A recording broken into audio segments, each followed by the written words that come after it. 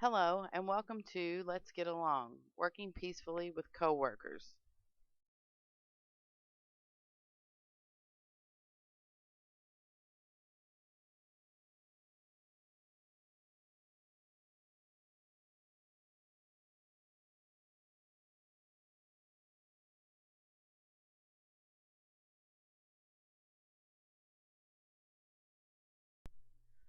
By the end of this presentation, you should be able to state what conflict is, how you play a part in the conflict, understanding the other side of the conflict, how to communicate effectively in conflict, negotiating in conflict, strategies used to reduce conflict, and the effects of unresolved conflict.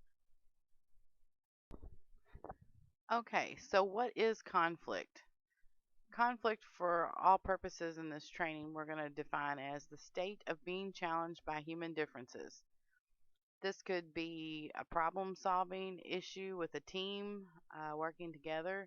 It could be a matter of differences between you and another coworker. Most people, when you mention conflict, the first thing that comes to mind is that it's negative, it involves some kind of a fight or a struggle. However, not all conflict is negative. Um, when you're working with a team and you're debating differences and problem solving, it can be a positive thing. And just remember, not all conflict is bad. Many positive things come from conflict. There's positive outcomes, and some conflict is even positive in nature. Someone's seeking your advice or your help, and you're working with them to figure it out. Now we're going to discuss different types of conflict. Data conflict is a lack of information, misinformation, different views on data or what is relevant. So here you're looking at someone's looking at some information, they're interpreting it a certain way, and you see it differently. Interest conflicts is competition over interests, perceived or actual, procedural or psychological interest. So this, could be something that you enjoy that maybe somebody else doesn't enjoy and you disagree on that. However, this can be worked out. Relationship conflict involves strong emotions, stereotypes, poor communication, or negative behavior. This can happen in work, this can happen in your personal life. Anytime you feel strongly about something or you have a certain perception of something and someone doesn't agree with it, then that can cause conflict as well. Then we have value conflict. Different ways of life, religion, beliefs, different ways of looking at behaviors and ideas.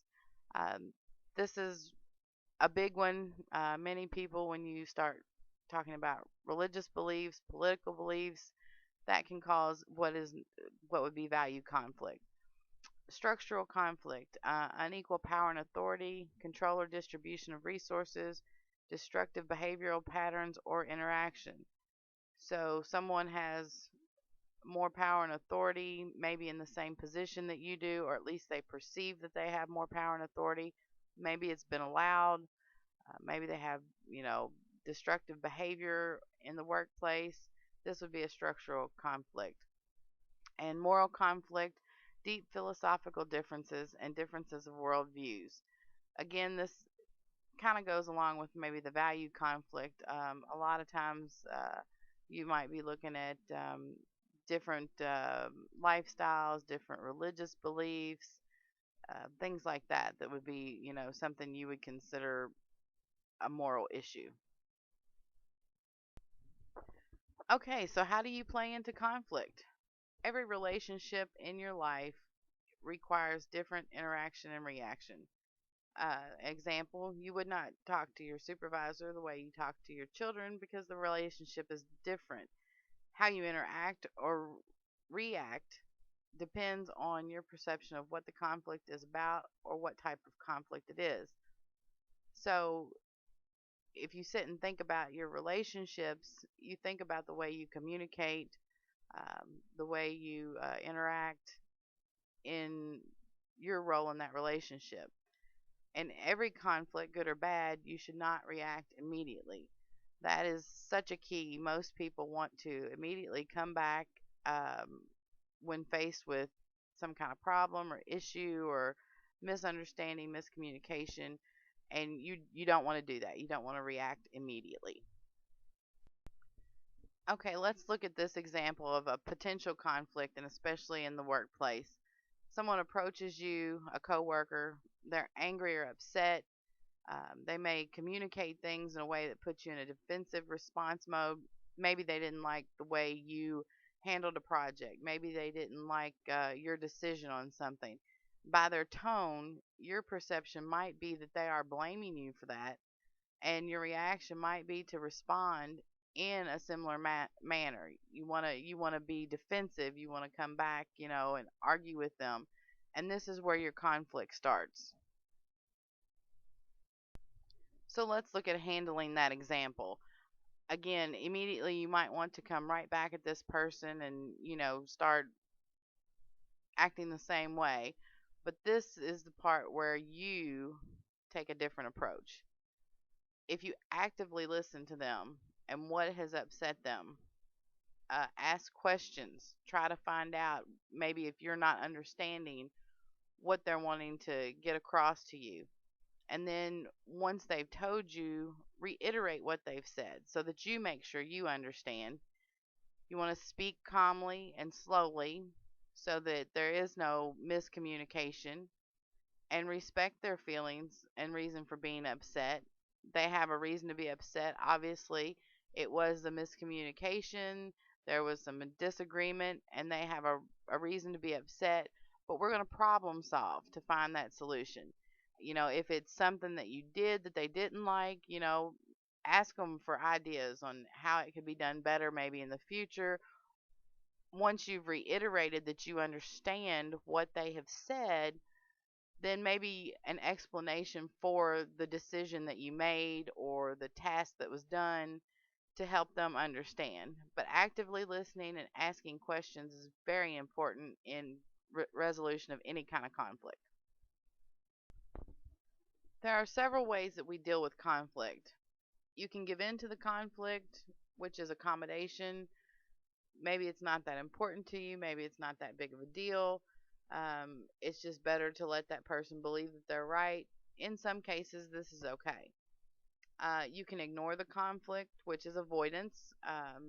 Pretend it never happened, don't want to deal with it. Um, you can try to win, compete with the person, try to prove your point that you're right, they're wrong. You can give and take, which is compromising. Or you can work together to find a mutually beneficial solution, which is collaboration. While compromise is a good solution, collaboration to agree mutually is the best. This takes both of you working together to come up with a solution that is beneficial for both parties. So there's not a win lose situation.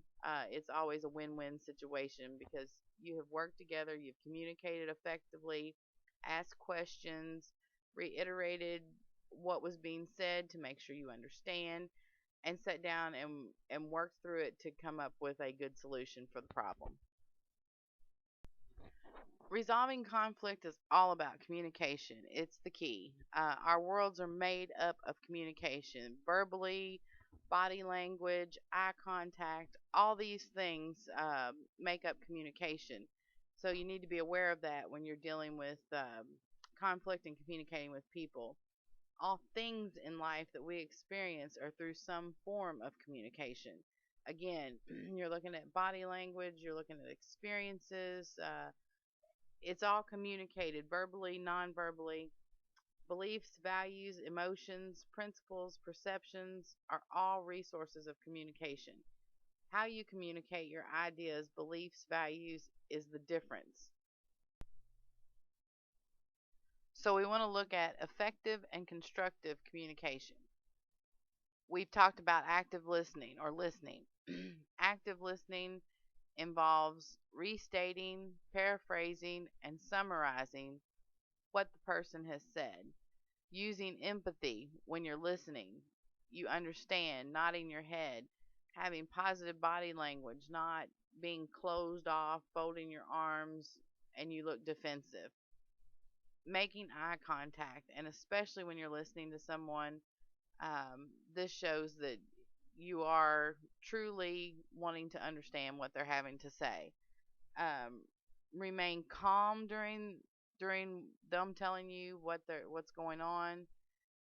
Again, your body language. Don't be closed. Be open. Be relaxed, and make good eye contact. And always do this face to face. So many things can be misinterpreted through email or through any kind of telecommunications, even on the phone. It's always good to see the body language and the eye contact to make sure that that person is really interested in what you're having to say and wants to work this out. So what if you don't want to deal with the conflict? What if you just want to let it go and not even focus on it? This can cause more problems. It can create harder working relationships. It can create an animosity between you and coworkers. It's kind of like it just festers until it'll finally explode. So the best thing you can do is, again, to collaborate with the other person to come up with the best solution possible for both of you. Just talk it out, be open, be receptive, listen, reiterate, and remain calm to work out the best solution. So, here are a few things to remember from this training today. Not all conflict is bad. Again, many positives can come from conflict, but you must actively listen first and make sure you understand the conflict by asking questions and reiterating what has been said. Then collaborate and problem solve to come to a resolution. Just a few quotes that can help you with conflict resolution and thinking about conflict as you're confronted by it on a regular basis. Difficulties are meant to rouse, not discourage. The human spirit is to grow strong by conflict. So, conflict can make you stronger, make you understand another's perspectives. That's what it's all about, is working together. Whenever you're in conflict with someone, there is one factor that can make the difference between damaging your relationship and deepening it. That factor is attitude. It's all about the attitude you take. If you go into a conflict and they've come at you and you're ready to be on the defensive, then your attitude may not be a positive one, wanting to work it out and resolve it. Peace is not the absence of conflict, it is the ability to handle conflict by peaceful means. Again, being calm, listening, reiterating. These are the kind of things that obviously get you the peaceful outcome that you're looking for. And finally, man must evolve for all human conflict a method which rejects revenge, aggression, and retaliation. The foundation of such a method is love. Go into it with a positive attitude. Don't let your feathers get ruffled, so to speak.